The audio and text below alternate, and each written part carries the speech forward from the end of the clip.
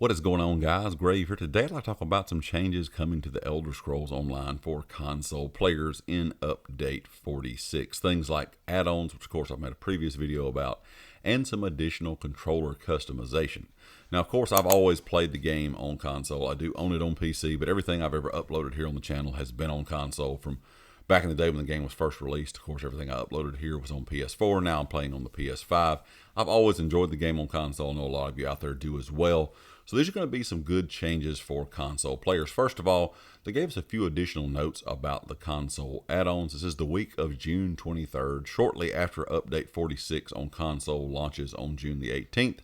Players will be able to download add-ons from within the game UI on next-gen consoles only. So you're only going to be able to use the add-ons if you're on Xbox Series S, X, and PlayStation 5. They also wanted to make a note that the team cannot assist with add-on related issues. That is going to be up to the developers of the add-ons to fix these issues. So if you have issues with the add-ons, you're not going to be able to contact the ESO team, with a ticket or anything. That's not going to be up to them to fix it. It will be up to the developers. Now, we do not have a list yet. I'm kind of curious to see what we're going to have that says, please be aware that the add-ons for ESO will be UI only, not going to be any kind of mods or anything like that.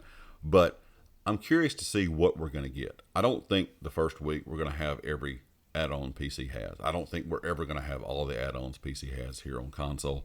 Some of them may not port over correctly or work correctly for console, but I do think there's a lot of good quality of life add-ons we can get, from combat to being able to navigate, things like vendors and things easier, especially if you're within, a guild, trading guild. Those are sometimes a little bit more difficult to navigate, a lot easier than it used to be here in ESO. But over time, I think the way that PC has gone about adding all these things in, where you can go in to your guild trader and select what you want to see in a certain zone. Everything can kind of be accessible right there with one click, instead of having to go to every single individual person or NPC in that zone and then go into a different zone. And it just kind of gets overwhelming pricing wise, that kind of thing. So I think there's a lot of things that they can bring to the game. I don't know exactly what we're going to have on June the 23rd. Hopefully we're going to get a list soon. If we do, I will of course bring you that in a separate video. But I think over time we're going to get a good bit of these of course add-ons added to console. Now, will they all work properly when they first come out? Probably not. We'll probably have some bugs and some issues. I also kind of want to see how we can download these and how we're going to be able to access them in game. Is it something we're going to be able to turn on and off? So if something's not working correctly, we can just turn that add-on off. We'll have to wait and see as well about that. But overall, I just want to let you guys know that those will be coming sometime within the week of June the 23rd, not long after Update 46 launches.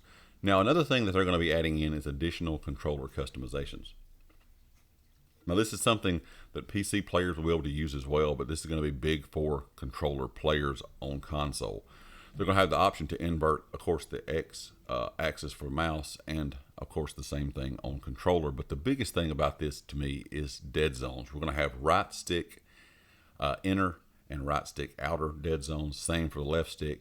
Also, we're going to have trigger dead zones. And I know a lot of you out there may only play, like MMORPG style games, and you may not play other games that we know may have these options. There's a lot of games out there that have options. Of course, I play a lot of different games myself, a lot of shooters and things like that.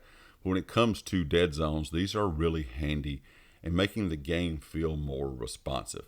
I even have the DualSense Edge controller, of course, that has the paddles on the back, so you can map them. Of course, that makes navigating Elder Scrolls button layout a little bit easier, and I'm hoping that's something they will be doing in the future, is have some better mappings for bar swapping and stuff like that. But overall, I still feel like even with any type of pro controller you have, everything still does not really react to when you push the button as well as it could.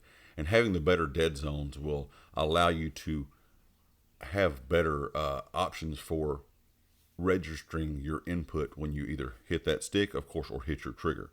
And like I said, even with my pro controller, if I have the sensitivity, of course, on my triggers as tight as possible, so where I have to have the least amount of input, it still feels that it has a bit of a delay in ESO, where I don't have that issue in other games. And I think it's something to do with just how ESO is set up for controller.